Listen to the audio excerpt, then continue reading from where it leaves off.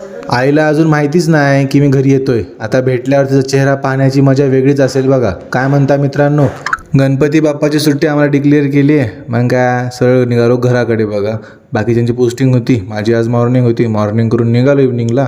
Time झाला होता, बस कधी येईल बसची वाट बघत बसलो. एक बारची बस भेटली, असा तसा चढलो मध्ये आणि जागा घेतली. वातावरण एवढं भारी आहे ना जाते वेळ. आजचा प्रवास सुरू झालाय बघा, रत्नागिरीहून कोल्हापूरकडे, कोल्हापूरहून नांदेडला. रस्त्यातला निसर्ग सौंदर्य डोळ्यात साठवून घेतोय.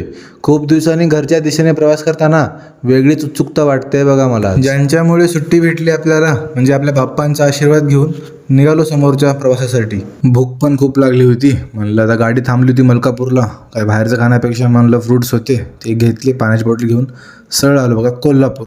आता पुढचा टप्पा नांदेडचा आहे बघा. आणि या प्रवासातली खरी मजा अजून बाकीच आहे बघा.